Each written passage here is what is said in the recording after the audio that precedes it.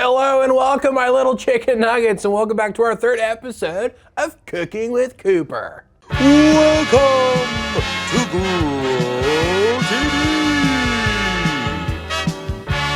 hosted by Carl, where we have fun with our friends, talk about Jesus, and go over everything the Bible has to offer. Now, once again, welcome to Grow TV. Well, good news, folks. Over the past couple weeks, we now have over 2,000 subscribers on my new cooking channel. Isn't that exciting? So, in honor of this special occasion, I wanted to create a very special treat for you guys. Want to know what it is? Are you ready? Drum roll. A rando sando, aka a random sandwich. Yes, the famous sandwich that is filled with random stuff. We will take a ton of ingredients that don't belong together, put them in one sandwich, and then we'll try it. I do have one twist though. All the ingredients will be coming from what you guys comment. Isn't that exciting? I'm not scared at all. So go ahead, comment below what you think I should put in my sandwich. All right, go for it, guys.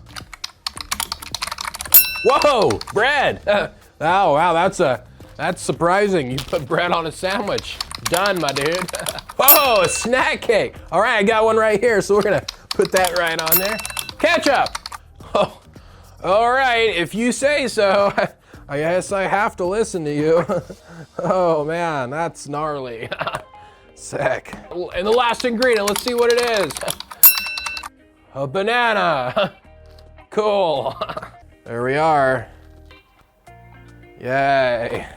All right, surf's up.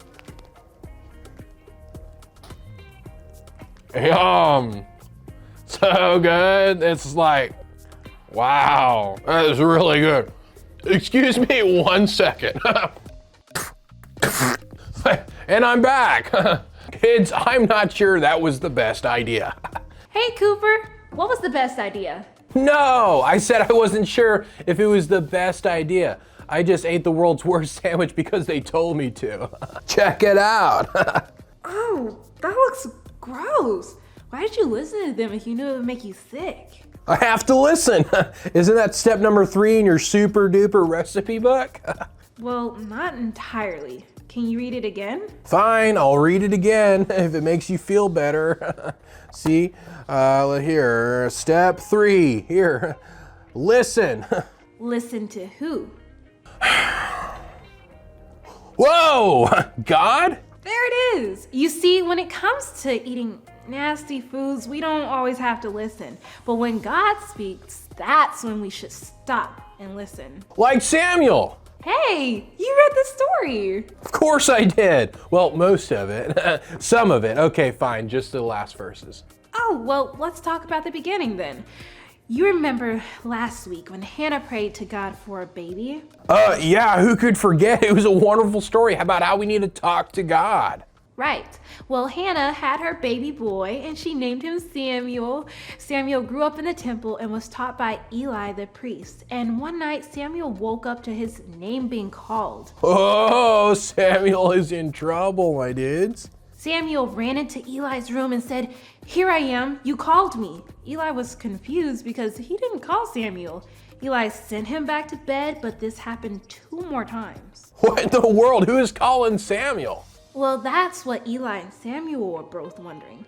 But then Eli realized what was going on. So Eli told Samuel to go back to bed, and if he hears his name being called again, then he should say these words: "Speak, Lord, your servant is listening." Wow. Speak, Lord, your servant is listening. That's powerful, man. But what does that mean? Don't you see? Eli wasn't calling Samuel. No one was in the temple. So the only one who could be calling Samuel that moment had to be God.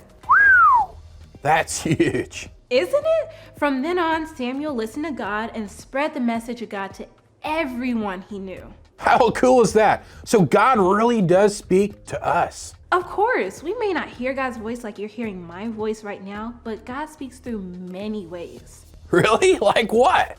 Well, we can hear from God in a bunch of different ways. Let's say you're going for a walk. God can show you things just by looking around outside in nature. Or if you're reading the Bible, God can talk to you through those words. Sometimes having a conversation with somebody who loves God helps us hear from God too. The stories in the Old Testament talk about people hearing from God in dreams. And the stories in the New Testament talk about hearing from God through the Holy Spirit. Whether it's nature, other people, dreams, the Bible, God speaks to us all the time. I guess you're right. God speaks to us all the time. But what? But even though God speaks to us, that still leaves us with one job to do. What job is that? To listen. If we don't listen to what God is telling us, then we'll be missing out on so much. Well, Cooper, you're absolutely right. Listening to God is one of the most important things we can do.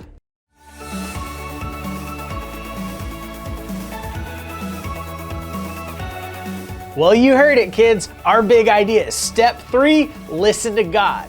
So on the count of 3, let's say it together. Are you ready? 1, 2, 3. Step 3, listen to God. Good job, everybody. Now next week, Cooper's gonna find out the last step in the super duper recipe book. So don't miss out. We'll see you then. Thank you for watching, and tune in next week for a new episode of Grow TV.